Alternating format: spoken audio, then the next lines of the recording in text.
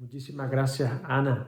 Me uno al agradecimiento a los voluntarios del USAID. Muchísimas gracias por seguir semana tras semana ayudando. Gracias a los que se han unido nuevos al grupo reducido para tener la cosa controlada, que se han unido para llevar a domicilio a aquellos que no pueden o no deben salir medicinas y comida.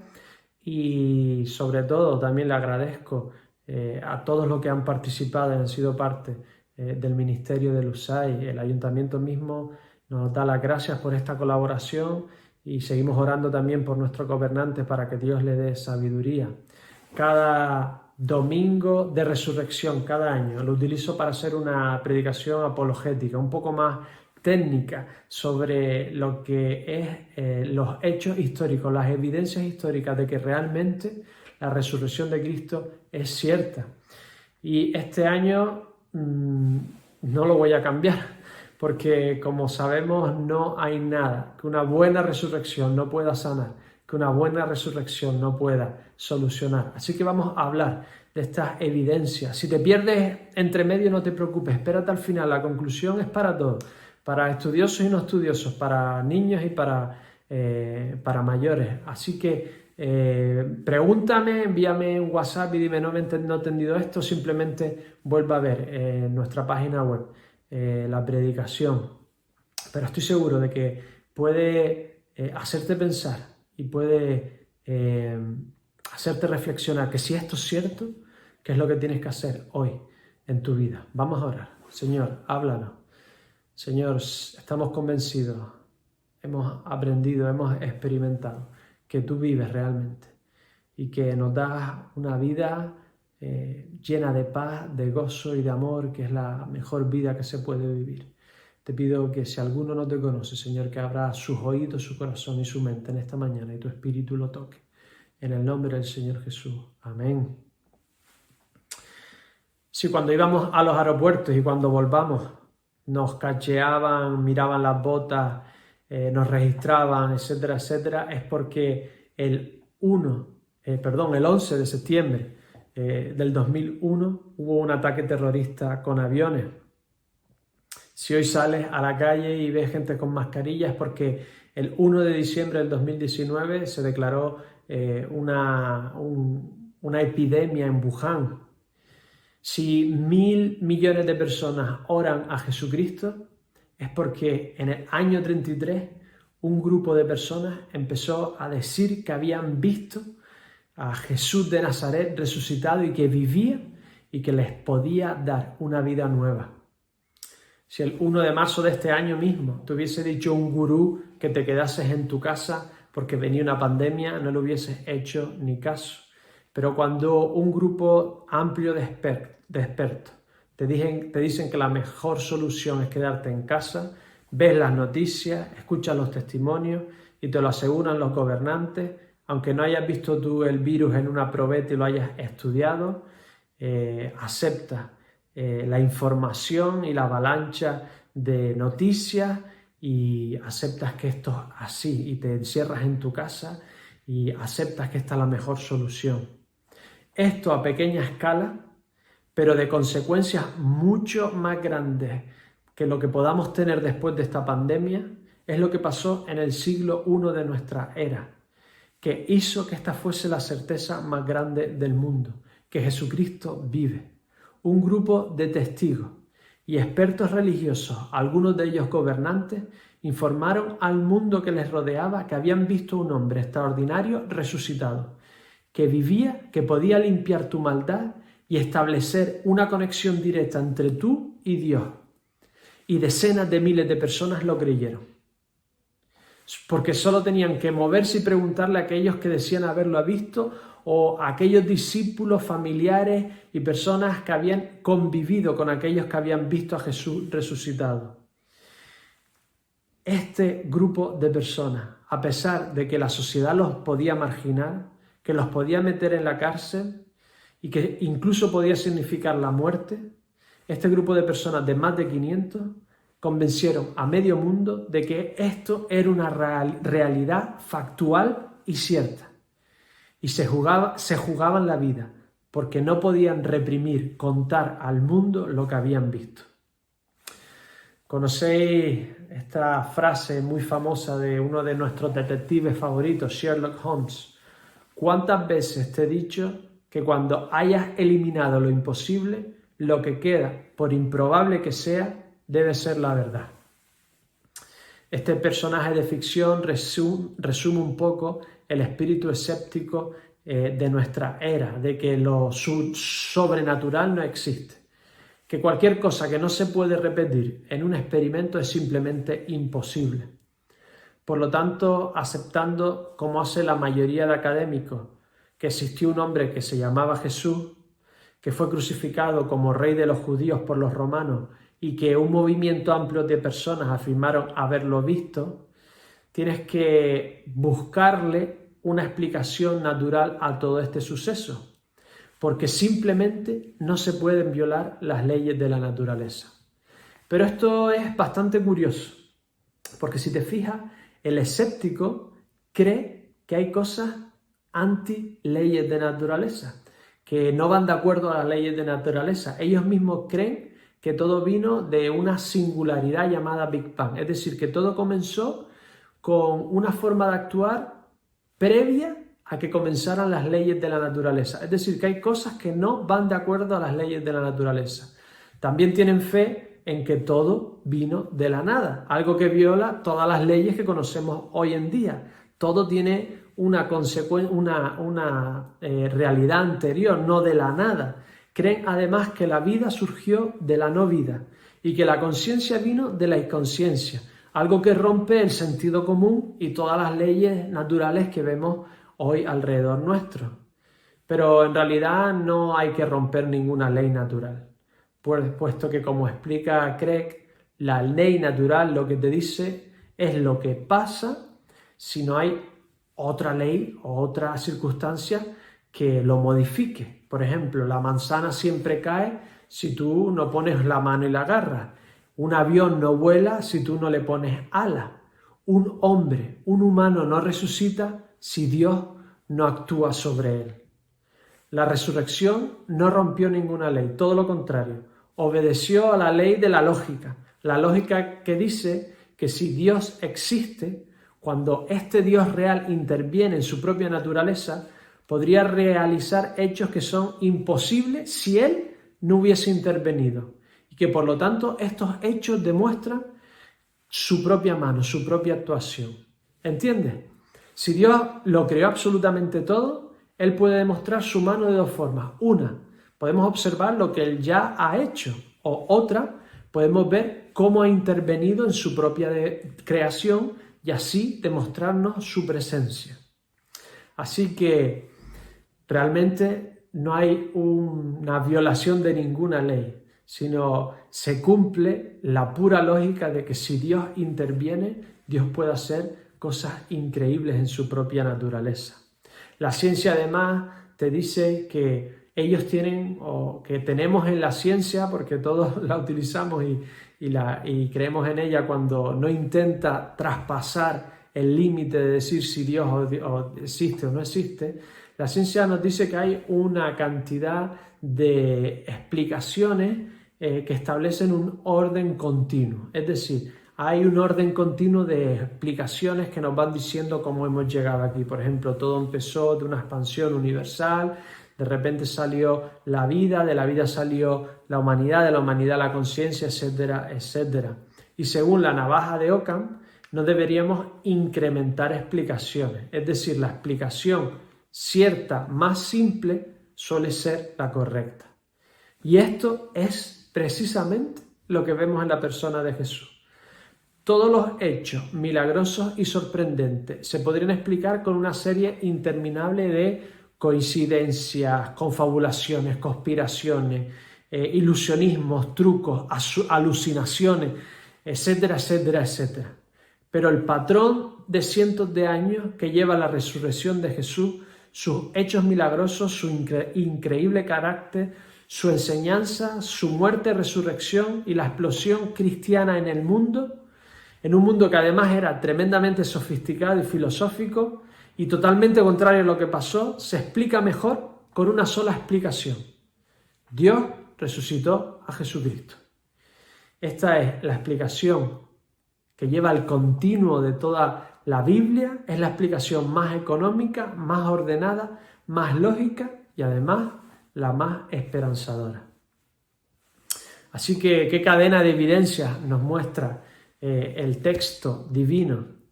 Bueno, según el doctor de Cambridge, Peter J. Williams, los cientos de años de escritura hebrea que conocemos como el Antiguo Testamento presentan un patrón continuo de explicaciones de todo lo que le pasó a Jesús. Si Dios quería explicarnos algo, lo puso en el contexto de los acontecimientos, textos y creencias de un pueblo extraordinario. Bueno, hoy en día solo tenemos que ver que alrededor del 23% de todos los premios Nobel del mundo son judíos. Era un pueblo tremendamente extraordinario, con unas normas morales tremendamente extraordinarias. Decían cosas como: no puedes conquistar, no puedes expandir tu territorio, tienes que aceptar a todo el extranjero que venga a tu tierra, tienes que aceptar a cualquiera, tienes que cuidar del necesitado. Todas estas cosas eran absolutamente revolucionarias en su época. Pues este pueblo extraordinario tenía unas creencias que venían a explicar exactamente lo que Jesús hizo. Mira, este pueblo nos decía en sus textos que la relación humana se rompió con Dios. Hubo una rotura por la maldad del hombre. Así que Dios eligió a un pueblo a través de una cantidad de eventos milagrosos y del sacrificio de un inocente para cubrir la maldad de su pueblo y para darles una nueva forma de vivir. Esta forma de vivir le iba a hablar a la humanidad de que había otra opción, de que había otra forma, de que iba a venir un Mesías, un rey, un elegido, un ungido, que haría que Dios quitaría toda la maldad del mundo y restablecería la comunión del hombre y de Dios. Este es el contexto en el que nace Jesús. Nace Jesús y de repente de este pueblo extraordinario nace de un linaje extraordinario. Viene del linaje real de David, de donde se había profetizado cientos de años antes que vendría este Mesías a restablecer la comunión con Dios. Si lees, por ejemplo, Eusebio nos habla de Hegesippus, en un juicio con el emperador Domiciano entre el año 81 y 96 después de Cristo. Dos nietos de Judas, el hermano de Cristo, demuestran al emperador su linaje davídico, es decir, su ascendencia real. Las fuentes externas siempre nos están confirmando lo que la Biblia nos va diciendo. Así que este pueblo extraordinario, de repente tiene este hombre extraordinario que viene ya de linaje real. Pero no solo ya tiene una característica real, sino que además tiene un carácter increíble. Estudia los evangelios. Es imposible no enamorarte de este ser, de este hombre llamado Jesús. Ni siquiera amigos ni enemigos son capaces de encontrarle una falta.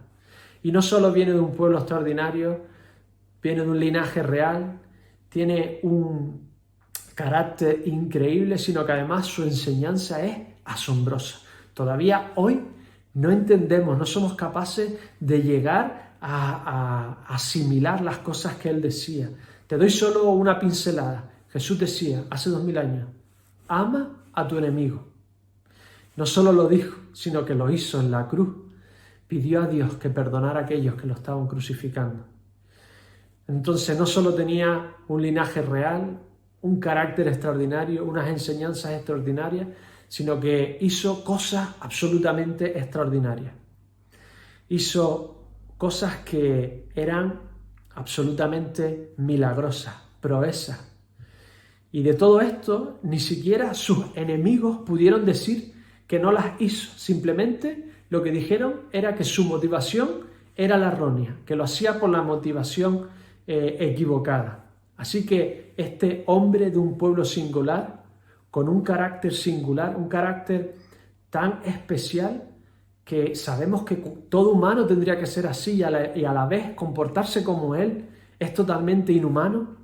Inhumano en el sentido de que es sobrehumano, de que no hay humano que se pueda comportar así. Este hombre con ese carácter especial con esas enseñanzas especiales, con esos milagros extraordinarios, murió de una forma extraordinaria. Es tal así que el ateo académico Richard Carrier dice que murió en el preciso año descrito y profetizado por el profeta Daniel cientos de años antes. Es tal la coincidencia de fecha que Carrier dice que es una invención de sus discípulos. Pero la mayoría de académicos, ateos y no ateos, no están de acuerdo con esto.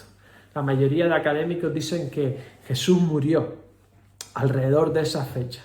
Es tal que la revista Nature nos habla de que la fecha probable sería el 3 de abril. Esta fecha corresponde a la profecía cientos de años antes de Joel 2.31, que decía Joel 2.31, el sol se convertirá en tinieblas y la luna en sangre, antes que venga el día grande y espantoso del Señor. Este hecho lo nombra Pedro precisamente en el capítulo de Hechos 2.20 en su discurso al pueblo. Por lo tanto, Nature dice, el 3 de abril del año 33 hubo un eclipse lunar, una luna roja, visible desde Jerusalén, la noche que estaban comiendo la Pascua, el Cordero inocente que los libraba de la muerte.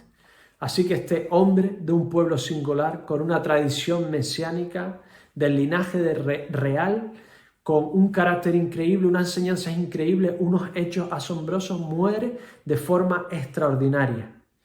Y la realización de estos hechos extraordinarios hacen que muchos de sus seguidores y muchos de aquellos que no lo seguían llegaran a afirmar que Jesucristo realmente había hecho y pasado todas estas cosas. Estos testigos oculares no solo afirmaron de que estas cosas pasaron y las pudieron escribir, sino que hablan de que vieron a Jesucristo además resucitado, que vieron a Jesús de Nazaret, a este hombre que ellos conocían y que habían tocado, resucitado y que seguía vivo. Esto lo estaban diciendo personas reales en un momento de la historia real. Y el hecho de que estas personas lo creyeron fue extraordinario. Llegaron a convencer a cientos de personas de sus alrededores. Y los escépticos, los estudiosos, los académicos no dudan de que estas personas lo creyesen ver. Lo que dudan es que si realmente lo vieron. Creen que pudieron tener alucinaciones, pudieron proyectar y tener deseos de ver a Jesús por la tristeza de haber perdido a su maestro. Y muchísimas otras formas de explicarlo. Pero no solo es el testimonio de una sola persona que ve a Jesús, sino es el testimonio de cientos de personas, de testigos oculares, que hablan de haber visto realmente a Jesús. ¿Entiendes la diferencia de esto con otras creencias y otras enseñanzas? No es que un hombre recibiese una inspiración divina o un texto y lo escribe y convence a los demás de que eso es verdad, o un hombre que desarrolla una filosofía extraordinaria y lo divulga a los demás, sino que una serie de personas, decenas de personas, media decena de personas que podemos encontrar escritos en el Nuevo Testamento, testificaban de haber visto realmente a Jesús resucitado y vivo. ¿Cómo podías explicar esto? Jesús, por mucho que lo intentes, no se puede explicar como una alucinación. Jesús aparece a mujeres y a hombres, en Judea y en Galilea, en la ciudad y en el campo, en el interior de una casa y en el exterior, por la mañana y por la tarde, según una cita que él previamente había dicho, os aparece por sorpresa. Lo vieron tan pegado a ellos que lo pudieron tocar y lo vieron en la distancia. Lo vieron en una montaña y en un lago. Se presentó a individuos y a grupos de 500, sentados y levantados, caminando, comiendo y hablando, siempre hablando, en conversaciones largas y en conversaciones cortas. Esto no se puede explicar con ningún fenómeno psicológico. Piénsalo. Si Dios existe y quiere comunicar algo, ¿qué más evidencia quieres que te dé? Nos da un patrón claro y consistente a lo largo de la historia, que ha sido suficiente para la mayoría del mundo diga que tiene esperanza en Jesús. Piénsalo, esta época de Jesús era una época, en cierta forma, especial para que tengamos confianza en que lo que escribieron era real. Por un lado, eran tremendamente sofisticados. Muchos ya llevaban siglos siendo ateos. Algunos o muchos de ellos también eran ateos en el sentido de que creían en fuerzas de la naturaleza y daban o sacrificaban a sus dioses como una especie de amuletos en los que intentaban conseguir tener suerte. Tenían la perspicacia suficiente para saber lo que era verdad y lo que era mentira, pero a la vez no eran tan sofisticados que podrían inventarse tal confabulación para engañar a tanta gente. Según el académico C.S. Lewis, no fue hasta hace pocos siglos atrás de nuestra era que se inventó los detalles en la ficción para hacerlos reales. Muchos detalles, mucha descripción en una ficción, en un texto literario de ficción, para darnos la apariencia de ser real. Ellos no tenían esta forma de escribir. Ellos tenían la forma de escribir poesía o escribir cosas que habían visto. Eran tan sofisticados para saber lo que habían visto, pero no eran tan enrevesados como para inventarse tal confabulación, porque si no, lo que encontramos en el Nuevo Testamento sería la mayor conspiración de la historia. No podrían inventarse algo así. Sería como pedir que Homero hubiese escrito la trilogía de Matrix. ¿Por qué un grupo de judíos completamente monoteístas iban a adorar a un humano si no lo habían visto resucitado? Y no solo resucitado en el sentido de estar vivo, sino glorificado, divinizado de alguna forma. ¿Lo entiendes? ¿Para qué este grupo de judíos se va a enfrentar a Dios en la muerte porque los podían matar y a todos los apóstoles los mataron? Yendo en contra de Dios mismo, del único Dios en el que ellos creían, si no habían visto realmente a Jesús glorificado. No es de extrañar que el cristianismo se expandiera como la pólvora en las primeras décadas, en los primeros siglos de nuestra era, porque ir en contra de esto, en cierta forma, ir en contra de las evidencias de personas que estaban dispuestos a morir para decirte que eso era cierto. Eran las evidencias de que se cumplía una tradición de un pueblo extraordinario, con un Mesías extraordinario, con unas enseñanzas extraordinarias, con unos milagros extraordinarios, muriendo una muerte extraordinaria, con una resurrección aún más extraordinaria, con unos seguidores fuera de lo común que relataban que creer en este hombre muriendo en la cruz podía pagar toda la maldad de la humanidad y que sentían el perdón absoluto y una renovada comunicación directa con Dios y que por él valía la pena dar la vida. En el fondo, toda cultura, esta es mi conclusión, toda persona, toda cultura sabe que la resurrección es lo mejor que puede existir, que es la historia, la mejor historia jamás contada. Amamos historias de resurrección, esas historias en que una persona en circunstancias totalmente adversas, ya no adversas, imposibles de superar, se hunde, pero en esa miseria resurge y surge de una forma mejor para destruir las circunstancias que lo rodeaban. Amamos cuando los superhéroes, después de ser destrozados por una fuerza maligna, increíblemente poderosa, nos hacen pensar que han muerto y por alguna fuerza superior resucitan y el enemigo no puede creérselo con sus ojos y es destruido por esta resurrección que lo ha hecho todavía más fuerte. Por eso amamos las historias de resurrecciones y superaciones imposibles, de sacrificios por salvar la humanidad. Amamos Gandalf resucitando en las dos torres, Superman en la leyenda renace, la Bella Durmiente resucitando con el poder del beso de su amado o de Maléfica. Amamos cuando resucita Aslan, cuando resucita Theo, cuando resucita Harry Potter. La resurrección es la historia, la mejor historia jamás contada, porque vence para siempre el peor enemigo que tiene la humanidad, que es la muerte. 1 Corintios 15, 26. Y el postrer enemigo que será destruido será la muerte. La resurrección es la mejor historia que puede existir porque Jesús resucitó de la muerte no para volver a morir, sino para vivir para siempre. Vive hoy. Puede vivir en tu vida y en la mía y puede hacerte vivir con Él para siempre. Hoy celebramos el mejor hecho histórico jamás ocurrido y tú puedes ser parte de Él. Él nos garantiza una eternidad sin enfermedad, sin virus o muerte, en comunión y relación para siempre con el Creador del universo. La resurrección puede ser tuya. Dios te puede resucitar para siempre. Oremos. Señor, gracias porque tú realmente resucitaste y vives.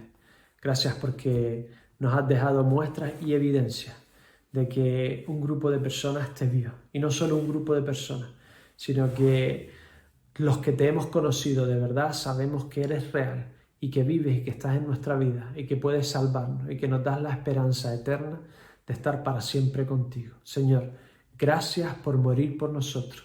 Y sobre todo, gracias, Señor, por resucitar y por ofrecernos esa posibilidad de renacer a todo el que cree en ti. Te damos las gracias, Señor.